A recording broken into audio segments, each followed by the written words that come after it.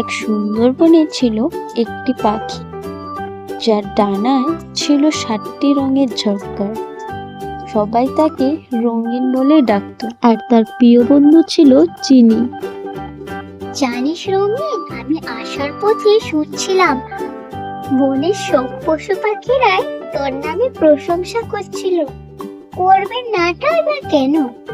তুই যেভাবে সবাইকে সাহায্য করিস, তার মধ্যে তোর তো রামধেনুর মতো রূপ। কি? হ্যাঁ, ঠিকই বলছিস। আমি সবাইকে সাহায্য করতে খুবই ভালোবাসি। সবার সাথে মিলেমিশে থাকার আনন্দটাই আলাদা, বুঝছিস চিনি? এইদিকে দূর গাছের ডাল থেকে কালো কাক তাদের সমস্ত কথা শুনছিল।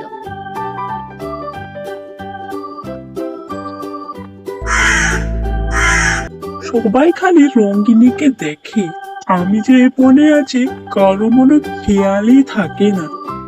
রঙ্গিনীর এই 7 রঙের খুব অহংকার না? বুঝাচ্ছি আমি। কালো কাক এবার মনে মনে ফন্দি আঁকতে লাগলো কিভাবে রঙিনকে সবার সামনে ছোট করবে। আজ রাতের মধ্যে রঙ্গিনীর একটা না তো একটা কিছু করবই। ওর পাখার অনেক প্রশংসা, তাই না? দেখাচ্ছি মজা। না থাকবে রং, না থাকবে প্রশংসা। আজ রাতে মন দেবতার পুকুরে গিয়ে ওর রং ধুইয়ে দিই।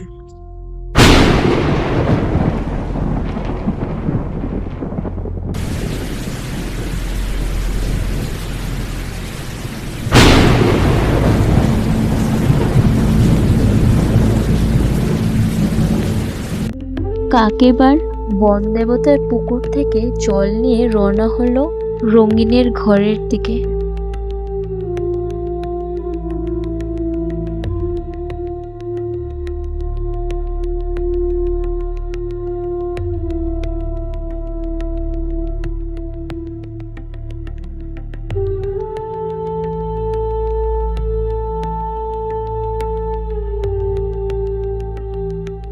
রঙ্গিনী ঘুমন্ত অবস্থায় কাক তার বাসায় এলো।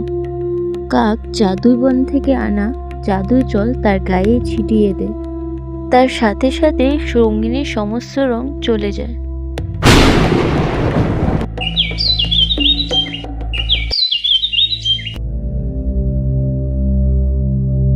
পরদিন সকালে রঙ্গিনী ঘুম থেকে উঠে আয়নার সামনে গিয়ে দাঁড়ায়। সে নিজেকে দেখে অবাক হয়ে যায়। এই কি, আমার গায়ের রং এরকমটা কিভাবে হলো?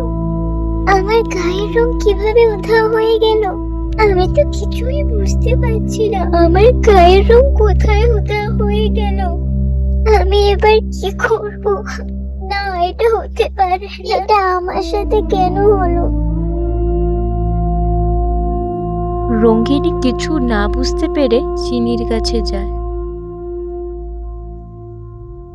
এই কি রঙ্গিনী, এই তোমার কি অবস্থা?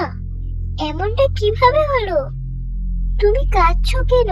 কেঁদো না, সবকিছু ঠিক হয়ে যাবে। কিভাবে এটা হলো? জানি না বন্ধু, আমি ঘুমিয়েছিলাম। ঘুমের থেকে উঠে দেখি আমার এই অবস্থা।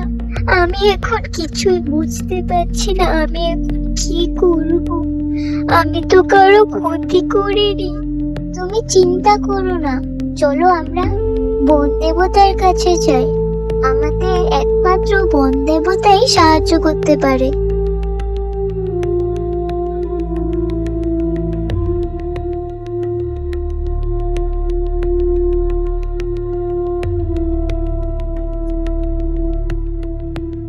বন দেবতা, তুমি কোথায়?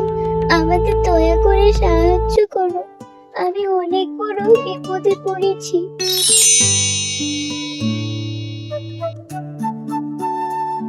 তুমি চিন্তা করো না রঙ্গিনী, আমি জানি এটা কে করেছে। আমি নিশ্চয়ই তোমাকে সাহায্য করব। তুমি খুব ভালো ও ভালো মনের পাখি। সবাইকে সাহায্য করো, তোমার রং ফেরত চলে আসবে।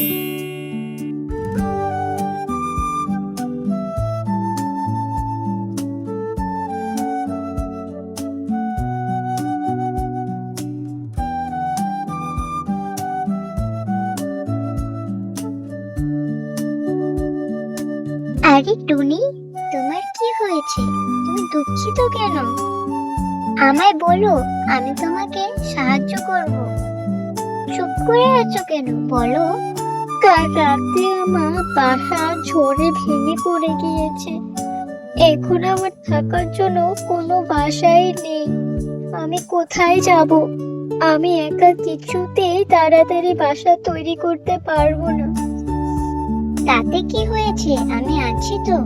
আমি তোমাকে সাহায্য করব বাসা তৈরি করে দিতে। দুজনে মিলে বাসা তৈরি করলে তাড়াতাড়ি হয়ে যাবে। ধন্যবাদ রঙিন পাখি, আমাকে সাহায্য করার জন্য। তুমি না সাহায্য করলে আমি কিছুতেই বাসা তৈরি করতে পারতাম না। ঠিক আছে, আমি এখন আসি। আর কোনো সাহায্য লাগলে আমায় নিশ্চয় বলো।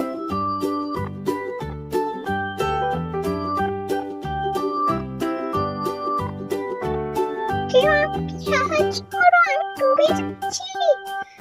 বাঁচাও, বাঁচাও, বাঁচাও কেউ আমাকে। বাঁচাও, বাঁচাও আমাকে কেউ। এখান থেকে কেউ আমাকে উঠতে সাহায্য করো। এ কি পিলু, তুমি এখানে কিভাবে আটকে গেলে? দাঁড়াও, আমি তোমাকে সাহায্য করছি।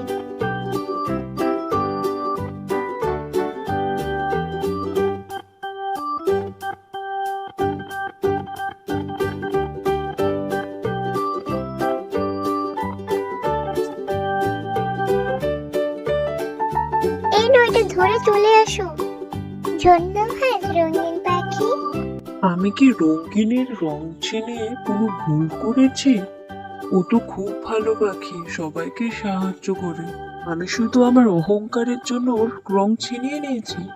এটা তো খুব বড় ভুল হয়ে গেছে আমার।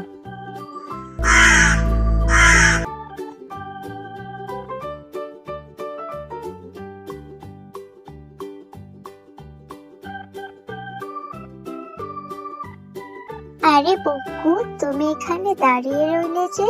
কি হয়েছে তোমার? অনেকদিন পরে তোমার সাথে দেখা হয়েছে আমার। তুমি ভালো আছো তো? না নন্দিনী, আমি ভালো নেই। আমি আমার সাথীদের খুঁজে পাচ্ছি না। জানি না আমি কিভাবে আমার সাথীদের খুঁজে বের করব। আমার কথা ছাড়ো, তোমার এই অবস্থা কেন? তোমার শরীরের রং কোথায় গিয়েছে? তুমি তো এমনটা ছিলে না। হ্যাঁ, সে অনেক কথা, পরে না হয় তোমায় বলবো। তুমি এখন আমার সাথে চলো আমার বাসায়। আমি তোমাকে তোমার সাথীদের খুঁজতে সাহায্য করব। এখন তুমি আমার সাথে আমার বাসায় চলো। রঙ্গিনী দেখো, তোমার রং চলে এসেছে।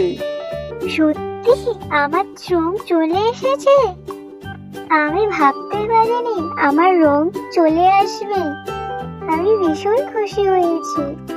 হ্যাঁ রে রঙ্গিনী, তোর রং চলে এসেছে। জানিস তো, ভালোর সাথে সবসময় ভালোই হয়। আর তোর রং, সেটা তো আসারই কথা ছিল, কারণ তুই তো আনন্দের পাখি। তোর রং তো তোর শুধু শরীরে ছিল না, হৃদয়েও ছিল। আমায় ক্ষমা করে দাও রঙ্গিনী, আমি তোমার রং ছিনিয়ে নিয়েছিলাম। আমি বুঝতে পারিনি। আমি সমস্তটাই আমার অহংকারের জন্য করেছি। আমি আমার ভুলটা বুঝে গিয়েছি, আমায় ক্ষমা করে দাও। এটা তো মোটেও ঠিক নয়। তুমি তোমার অহংকারের জন্য অন্যের ক্ষতি করবে। ঠিক আছে, তুমি তোমার ভুলটা বুঝতে পেরেছো। আমি তোমায় ক্ষমা করে দিলাম। আমি আশা করছি তুমি আর এমনটা কোনোদিনও করবে না।